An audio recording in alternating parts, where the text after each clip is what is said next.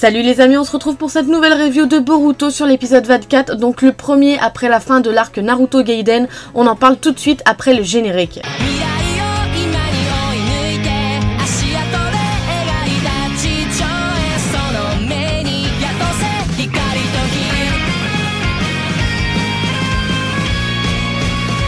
Cet épisode m'a étonné parce que je vais être honnête avec vous, je m'attendais à avoir des hors-séries comme ceux qu'on avait eu, comme ceux qui précédaient l'arc Naruto Gaiden. Mais au final pas du tout, on est face à un épisode très intéressant parce que cet épisode va déjà servir à mettre en place et mettre en avant la rivalité entre Boruto et Sarada. Mais ça pareil, je vais revenir dessus après, mais également aussi remettre en avant des événements qu'on avait pu voir avant l'arc Naruto Gaiden, entre Naruto Gaiden et le moment où Sumire avait commencé à péter son câble, etc.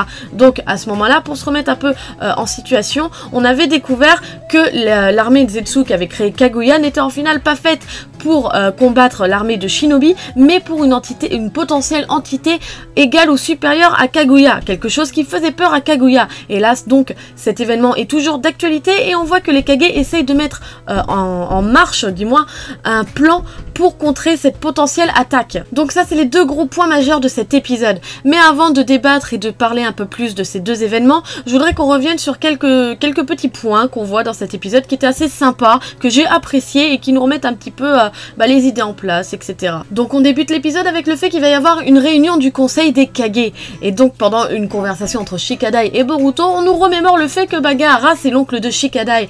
Et au final, quand je dis ça, c'est vrai que c'est logique, c'est pas exceptionnel, etc. Mais le fait que ça nous le remette en tête, moi personnellement, dans ma tête, je me suis dit, ah oui, c'est vrai que c'est son oncle.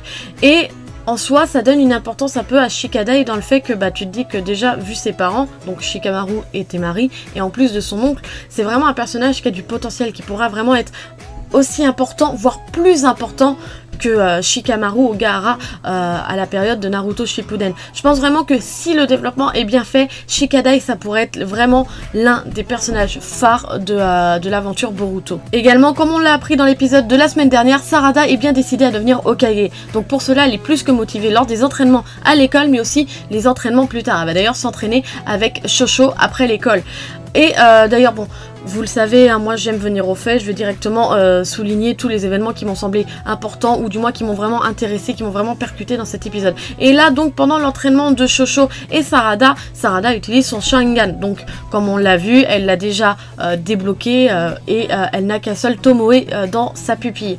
Mais du moins ce qu'on voit c'est que elle arrive plus ou moins à s'en servir, elle arrive à copier des techniques qu'elle a observées, mais surtout on voit que elle s'évanouit. Au début je comprenais pas trop pourquoi elle s'évanouissait. Est-ce que ça a un rapport avec sa vue, le fait qu'elle porte des lunettes, etc. Mais au final, un peu la désillusion, pardon, quand Konohamaru arrive pour la rattraper, il arrive pile au bon moment, on nous dit comme quoi que c'est juste parce qu'elle n'arrive pas à contrôler son chakra et donc elle en utilise beaucoup trop. Et forcément, vu qu'il y a Konohamaru dans la discussion, vient sur le tapis le fait de devenir Hokage. Et là on voit que Konohamaru a toujours son rêve d'enfant de devenir Hokage et donc de succéder à Naruto. Et d'ailleurs, chose que j'ai appréciée, c'est que même si Sarada lui a dit qu'elle voulait devenir Hokage, il la considère réellement comme une rivale, comme si il reconnaissait son potentiel pour devenir Hokage. Et ça c'était super sympa.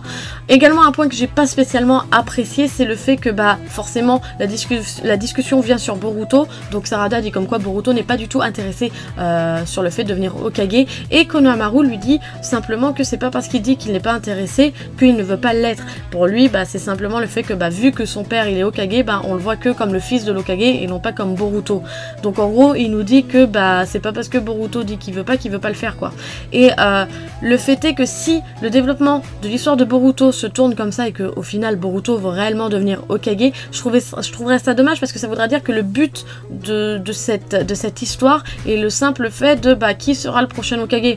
Et je trouve ça dommage parce que ça perd carrément de son intérêt, parce qu'on nous vend un Boruto badass à la fin, mais si c'est juste pour qu'il devienne Hokage, je sais pas, le fait que Boruto Hokage, moi ça me dérange parce que Je vois plus Sarada, enfin je sais pas ce que vous en pensez, je sais pas si j'arrive à exprimer réellement ce que je veux dire, mais voilà ouais, le fait que bah si c'est vraiment qu'une course à l'Hokage, le but de l'histoire, moi je serais réellement déçue. Je voudrais revenir sur un point avec vous, bon ça n'a rien à voir avec l'épisode, hein, mais c'est par rapport au doublage en général. Donc je vais vous prendre deux œuvres qui sont similaires dans le cas que je vais vous exposer, c'est Dragon Ball et Naruto. Donc on le sait tous, dans les shonen, généralement dans le doublage, que ce soit VO ou VF, quand c'est un enfant ou un adolescent, on va plutôt préconiser une doubleuse femme, parce que bah, une femme a plus de facilité à monter dans les graves qu'un homme dans les aigus. Ça on est d'accord, on a tous kiffé la voix de Naruto en VO, et celle de Goku en VO aussi quand il était enfant, mais au bout d'un moment, quand le personnage arrive à l'âge adulte, donc qu'il a mué, moi personnellement je ne comprends pas pourquoi est-ce qu'on reste certes sur ces voix emblématiques qu'on reconnaît au moindre son, à la moindre première syllabe, mais pourquoi est-ce qu'on reste fixé à ça et qu'on ne leur trouve pas des voix masculines? Parce que moi personnellement, un Naruto qui parle comme ça et qui force sur sa voix, bah moi ça me choque.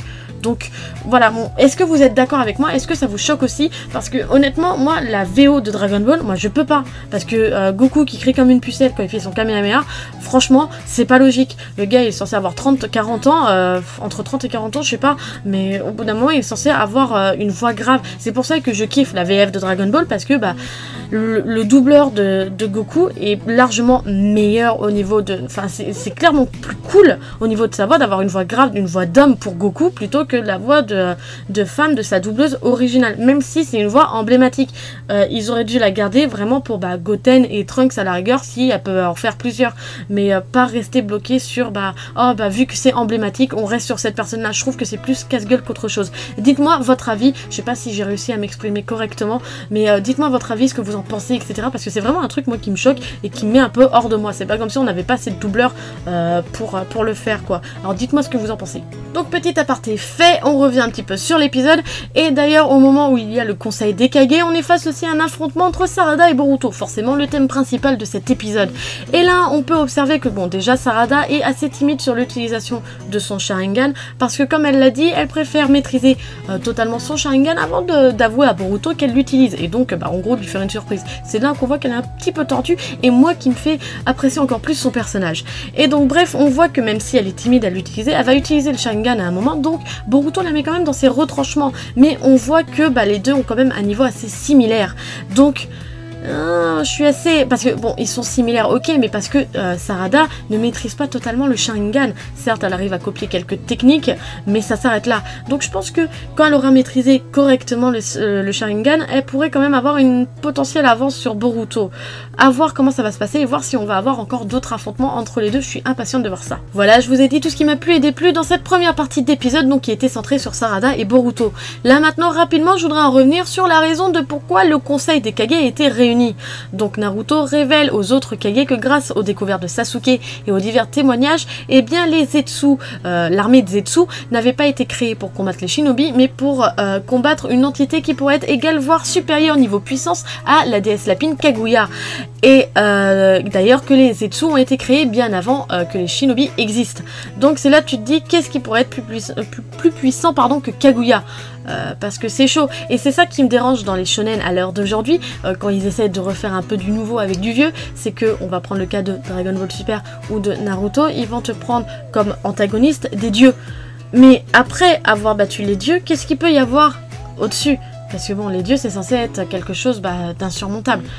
Qu'on se le dise, dans n'importe quelle religion, dans n'importe quelle logique, les dieux c'est censé être le must du must. Donc comment est-ce que tu peux créer quelque chose d'au-dessus? Donc je suis assez impatiente de voir qu'est-ce qu'ils vont nous pondre, parce que honnêtement je pense que ça va être pile ou face. Soit ils vont réussir à pondre un ennemi qui va être hyper badass, qui va être logique et tout, et ils vont pas se planter, soit ils vont créer une merde, ils vont se casser la gueule, et là on sera tous, les fans de Naruto, en train de verser des larmes de sang. Parce qu'on aura tous le seum qu'ils auront gâché une licence aussi prometteuse que Naruto et potentiellement Boruto. Donc bah écoutez, affaire à suivre. Et c'est le moment de parler de la preview de l'épisode 25, donc de l'épisode de la semaine prochaine. Et là, eh bien, nos étudiants partent en voyage scolaire et partent au pays de l'eau. le village de Kiri, donc là où il y avait Aku et Zabuza au début de Naruto, et c'est un clin d'œil, je ne sais pas. Mais tout ce qu'on sait, c'est que notre cher professeur Shino leur dit de faire bien attention et d'être vigilant parce que ça pourrait être potentiellement dangereux et au moindre danger qu'il observera, tout le monde rentrera à la maison. Donc voyons voir comment ça se passe, on va plutôt kiffer cet épisode je pense parce que même si on repart sur des épisodes qui ne sont pas forcément clés par rapport au scénario, ça me semble quand même assez prometteur à suivre. Voilà, cette nouvelle review se termine, j'espère qu'elle vous aura plu, n'hésitez pas à me le dire par commentaire, likez et partagez la vidéo, ça me fera super plaisir, et surtout abonnez-vous à la chaîne si vous n'êtes pas. Sur ce, moi je vous laisse à la semaine prochaine, tchuss!